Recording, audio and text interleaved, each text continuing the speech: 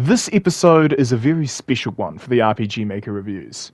Not only is it because we're looking at Idrica Descending again, the game that made me really want to review RPGs properly, but it's also my personal favorite of the show. While filming this episode, I hit 2,000 total views, which is a stepping stone to greatness. And I hit 100 total hours on the RPG Maker Ps4 player, which is a huge accomplishment considering just everything that's happened. And a big part of it is just wanting to continue. Now, Idrica Descending. This game is a sparkling gemstone among some of the other gemstones that this community has. And you'll see my opinions on it as it goes, but this game I recommend anyone play just no matter what. It's a really good game, and I feel like it'd benefit a lot more than some others if it was remade into a PC port, because a PC port of this game would be something I'd kill to see. While it may have a few hiccups along the way, the ride itself is spectacular. So let's get looking at the game itself and the content it has along the way.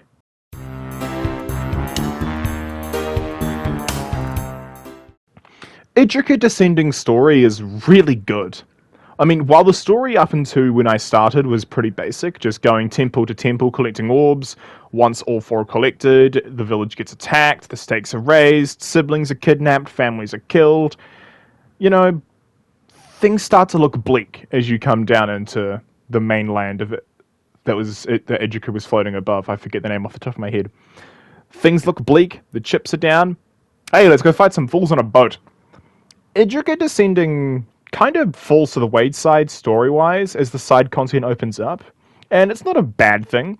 The story, when it's presented, is really good, and all of the main characters have personal stakes in it.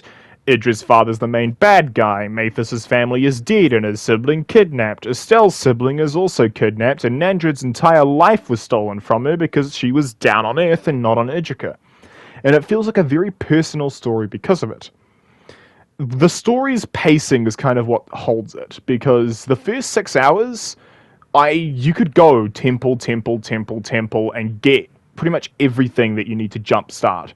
The final 9 hours that I sunk into this game were in the final segment of the game, and that's just because a lot opens up all at once, and the pacing of the main story kind of falls to the wayside. It feels whack because of all the side content opening at once. It's not a fault of the game though. More content earlier in the game to pace the early game better, it would be a good thing to do, and it wouldn't really impact the story too much. All in all, Idrica Descending's story really helps the game's strengths. And while the story's pacing feels a bit off in places, it doesn't hinder the experience, so I'm going to keep it at the 4 I gave it originally. It's a good story, nothing groundbreaking, and everything else with it doesn't fall flat, but everything else surrounding it is impacted by the pacing of the content around it.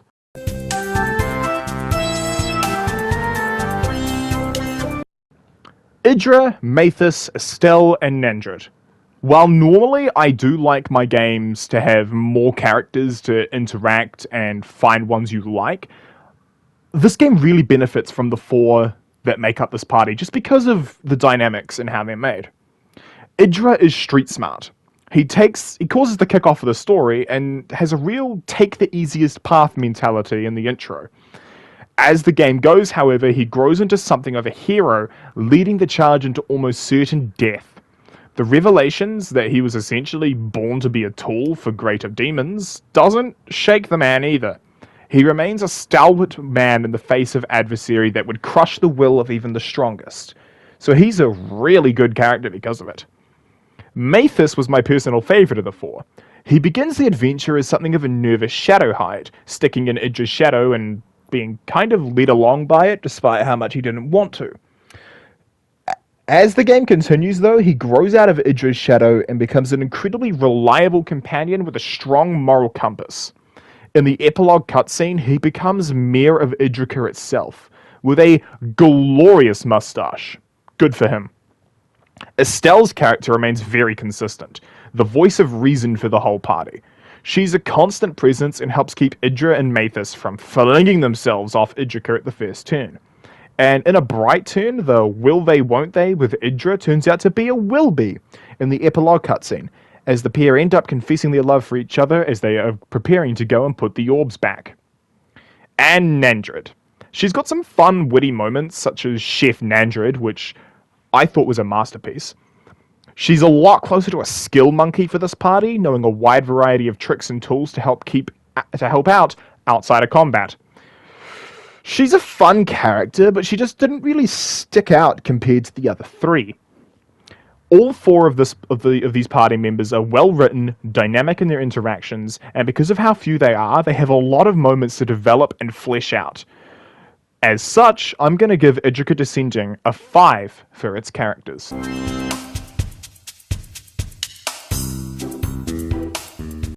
This one is going to be very hard for me to properly talk about. The combat mechanics are fun and dynamic, and I would love for another game with these mechanics. Please, Radley, I want more of this. The catch is, the balance of said combat is very rickety at best. For most games, you did a dynamically evolving combat difficulty that punishes you if you haven't gotten the base mechanics down. Something like a gradually increasing line of difficulty. Idrica follows this line until it touches back down to Earth. Then it becomes a wild mess of difficulty spikes. And there are two big fights that slog the game down in its final few hours. The Immortal Dragon and the Three Mages. The Immortal Dragon forces a new mechanic into the mid that you've never really done before. Tracking turns. As allowing even a single turn to pass with the dragon's immortal scales effect active means it regenerates 9500 HP every turn, killing any momentum you had as the game goes. I mean, it took me about a half hour to figure out that was what I needed to do, and yeah, skill issue, but I feel like this game could have done a lot of a better job of explaining the mechanic needed there.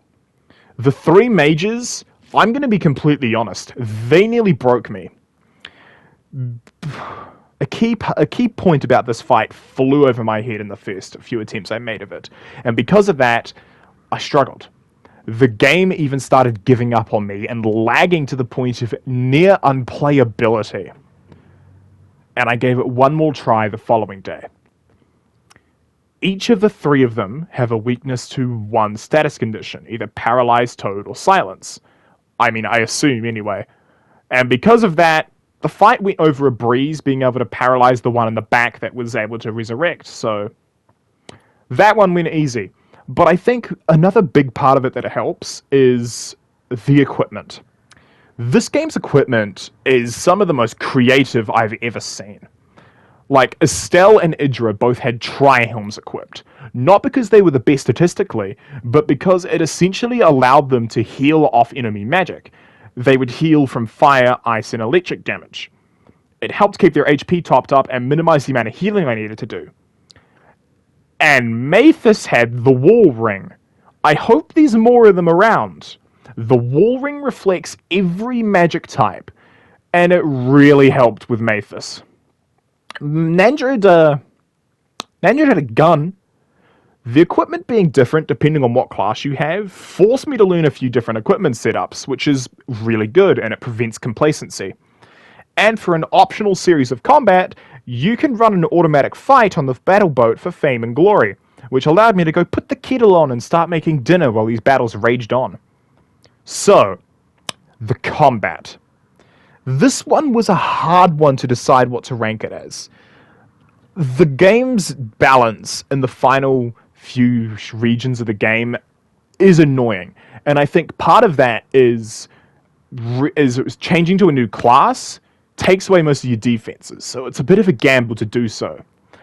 But I can't, having now experienced a lot more of what this game's classes are like, I can't give it anything less than a 5, man. Like, it's good. And again, Radley, please, I want more with this in it because it's damn good.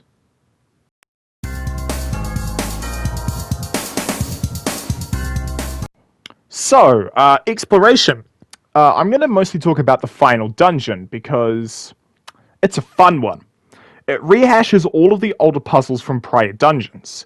It has the teleportation from the Thunder Temple, the sliding tiles from the Ice Temple, the rock pushing puzzles from the Fire Temple, and the wind turbines, and the puzzles, and the statue gimmicks from the Wind Temple, and fucking goddammit, not again, Wind Caverns!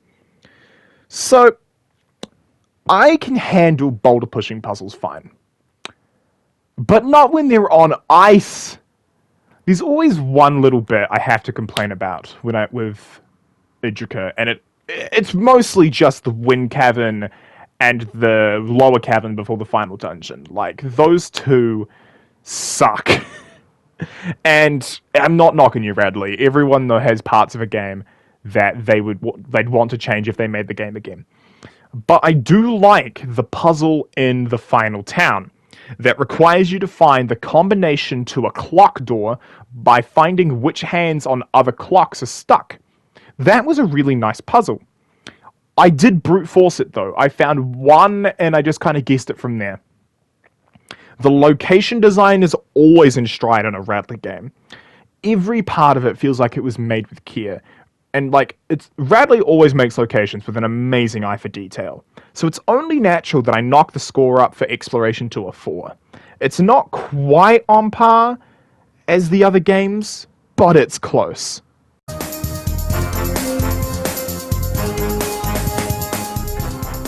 I really enjoyed this game and everything it contained.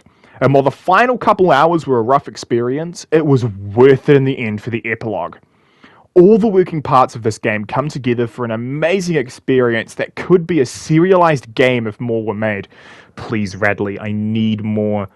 So I'm gonna give enjoyability a 4, just because there were a few things that held it back from being a 5 for me. This brings the final score up to a 22 out of 25. Putting it up there with some of the greats, and taking it out of the 19 to 25 club. Idrica Descending is a game that stands proud and tall as a masterpiece.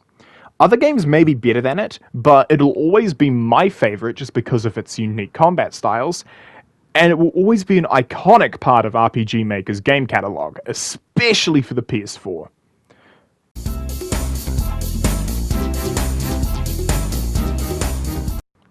Now, before I give my final thoughts and my post-game analysis, I'm going to do a little bit of a wish list, because there actually are a couple things that I would hope that a potential update could add. And I know I have very little hope of getting this, but I can dream. Firstly, more classes. Even if they're optional classes that you have to go through like a super boss to get or something, stuff like a cultist, chef, or pirate class would be a fun shake-up to the game. And I get it. There's only so many different outfits you can make for the cast, but I think it'd be fun, and you have the cultist outfits there. Just, Secondly, I want the ability to unequip classes. The Citizen is the starter class for this game, and it has its own level up learn set.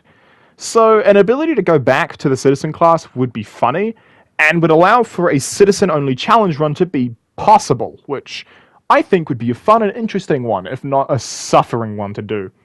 Thirdly, character stats. Even something as simple as, Idra does better with physical damage classes, and Mathis does better with magic classes. It would just be a little something to add to it, and would help make things more unique between the characters, making some more useful on certain classes than others, while still allowing everyone to use all the classes. If this is already a feature, then whoops. And lastly, a slight stat increase. If everyone has about 5 to 10 more in their defenses in the early levels, it might help take the grind from level 1 feel away from being punishing as it is. And, it doesn't mean that simply existing at the end game is a nightmare if you're under level 5. Idrica Descending, man, it feels surreal having finished it. This game was basically everything I wanted walking into a RPG. The class switching, I love, and I will mention this more in the review, but I just wish there was more to it. And it's very fortuitous that I actually finished this one because I very nearly gave up at the at that second to last fight, but I thought I didn't want to just end it without finishing it and seeing it to its end. And I hope that a sequel will be made eventually. And in a similar vein to Quest of Erendia, this game could be made into its own thing on the PC version, and I believe that it would go far on a on itch or Game Jolt or wherever. The class switching was amazing, but there's a part of me that really wished there was more class options. Um, I know you were limited by how many different costumes you could make for every character, and the amount you've done is a miracle already. But there was a part of me that just hoped that there'd be like optional bonus classes you could unlock. Like, I don't know. It was weird. It was weird for me to hope, but I just hoped that there would be more classes to unlock and more dynamics there. Idrica descending, like Idra, Mathis, Nandrid, and Estelle were all amazing characters. I loved all of them. If you forced me to pick which one I found my favorite, definitely Mathis. The combat balance in places was a bit weird and a bit wild, but I think a big part of that was me not being on level par with everything else. That's just about everything I have to say. This is the first time that I get to do this for a Radley game. Second, technically, for the Radley game that isn't Creature Hunter. So it's a bit weird for me to, it's surreal for me to be saying it. My final time was actually closer to 13 hours with all of the resets, failures, game crashes, and everything in the final few runs. But definitely, I've gotten a little bit more used to recording on PlayStation. Um, the method that I'm running now is every 2 hours of recording, I turn the game off, reset the memory in it, and then load it back up. And it never crashed for me after I started doing that. So, yeah, like, this is easily the longest one that I've done so far. And this is one that I probably will end up going back to try and do more with it. But challenge runs are going to be brutal. It was a brutal game even when I was being flexible, but the challenge runs were insane. Bravo, Radley. This is an amazing experience, and I just hope more will be made for the future. Um, yeah, that's really all I can say. Back to you in the studio. And that is everything for Idrica Descending. Next video will be probably an RPG Maker experience talking about PC. Because I did the Switch, so now I'm going to do the PC version. Hopefully that'll be a mixed bag of good games, and I've got my eye on a few games in particular, but we've just come out of a game jam, so a lot of the games there are not ideal. As for this season, the next video will be on a murder in Buckfield, finally going back to RPG Maker with for the first time for this season, and the only time we're doing it this season, so, you know, live and let live. But with that said, that is everything. So have a good rest of your day, night, whatever it is for you, wherever you are, and we will see you later.